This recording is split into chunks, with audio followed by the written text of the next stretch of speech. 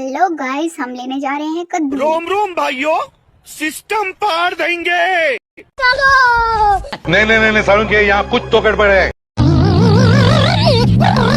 ये आ गई हमारी मंजिल, पर ये क्या? एक सेकंड। जमीन पर पैर रखते ही हमें पता चला कि कद्दू यहाँ पर नहीं है। कद्दू दिख नहीं रहे थे इसलिए ये पहाड़ों पर चढ़ गए। आसपास कद्दू नहीं थे इसलिए कद्दू ढूंढ रहा था।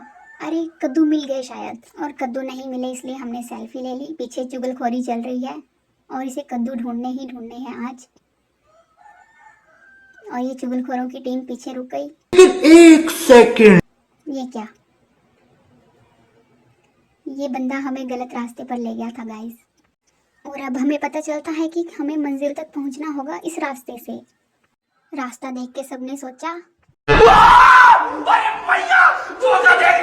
रुको जरा, सब्र करो। इतना सोचने के बाद चालाक औरतों ने कहा कद्दू लेकर ही जाएंगे, और अपने अपने औजारों से रास्ता साफ करने लग गए। हम जाना तो नहीं चाहते थे लेकिन हमें जबरदस्ती गोद में उठाकर धक्का दिया गया गाइस, और यहाँ पर हमें झुककर जाना पड़ रहा था। और ये रास्ता था कि ख़त्म ही नहीं हो रहा था। हमें तो लग रहा था कि हमें सारी उम्र ऐसे ही रहना पड़ेगा। अब सांस में सांस आई, लेकिन आगे का रास्ता और भी खतरनाक था गाइस। बच्चे डरते डरते एक दूसरे के साथ लड़ने लग पड़े। जल्दी वहाँ से हटो। अबे तू है कौन तू? और ये मेरा हाथ पकड़ के बोलता चलो। फिर क्या था गाइस, इतने प्यार से बोला इसलिए मैं चल पड़ी। और आगे अरबी के पत्तों ने मुझे शर्मिंदा कर दिया क्योंकि ये मुझसे भी बड़े थे। गजब बेइज्जती है, हमारे यहाँ ऐसा ही होता है। मैं तो रोने ही वाली थी गाइस, लेकिन इसने मेरा हाथ थाम लिया। फिर मैंने इसका हाथ थाम लिया। इसके नखरे बहुत ज्यादा थे क्योंकि इसे डर लग रहा था गाइस नीचे पैर रखने से। यहाँ ध्यान से चलने की जरूरत है, वरना पैर में मोच आ सकती है। और किसी डाली को भी ना पकड़ें क्योंकि शायद वो कोई सांप निकले। मैं बहुत तेजी से जंगल के अंदर पहुँच गया हूँ, लेकिन यहाँ कोई हलचल नहीं है, तो मुझे बहुत अजीब लग रहा है। और यहाँ डरावनी खामोशी भी है। इतना चढ़ने के बाद भी हमें कद्दू का एक फूल तक नहीं दिखा गाइस। मौसम तो ऐसा लग रहा है दिल गार्डन गार्डन हो रहा है। और यहाँ प्रधान जी ने बोला हम कब पहुँचेंगे। फिर से अरबी के पत्ते आ गए। और यहाँ बुरी तरह डर का माहौल है, लेकिन कैमरा नहीं रुकना चाहिए। और यहाँ बच्चे अपनी मम्मी को पूछते हुए और कितनी देर लगेगी, और मम्मी हर 5 मिनट में बस 2 मिनट, बस 2 मिनट। और यहाँ पर ये पेड़ रास्ते की रुकावट बनता हुआ।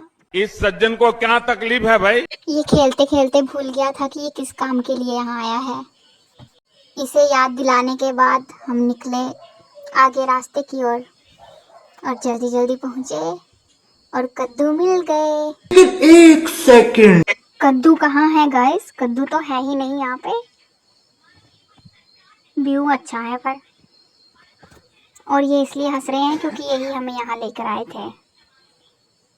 छानबीन करने पर भी हमें कद्दू नहीं दिख रहे थे, लेकिन इन्हें दिख गए थे इसलिए हमें दिखा रहे थे ऐसे। फिर भी हमें कुछ नहीं दिखा, इसलिए हमने बासमती राइस का पैकेट उठाया और निकल पड़े कद्दू की छानबीन करने।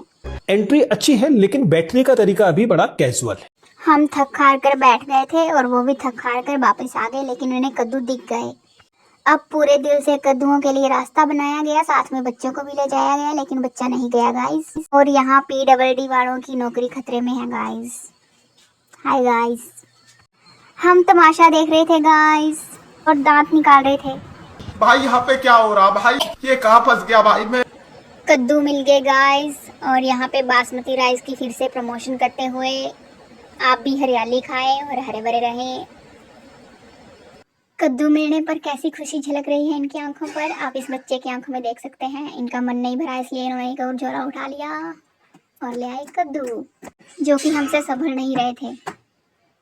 इनका आने का मन नहीं था, इनको जबरदस्ती बुलाया गया ये बोलते और कद्दू चाहिए। और ये यहाँ फंस गए थे पाइपों के बीच में। और यहाँ पर एक आंटी की भेड़ बकरियाँ गुम हो गई थी, और ये आते आते एक छोटा सा कद्दू ले आई और खुशी के मारे इसने अपनी चप्पल ही फेंक दी गाइस। और यहाँ पर हमने आंटी की भेड़ बकरियां ढूंढकर उनको दे दी। बकरियों के बाद हमने कद्दू उठाए और चल पड़े घर। और यहाँ इसके सर पे रख दिया गया कद्दू। ये भी मेरी गलती है। नहीं भाई मेरी गलती है। नहीं मेरी गलती है। बड़े छोटे सबने एक एक कद्दू उठा लिया।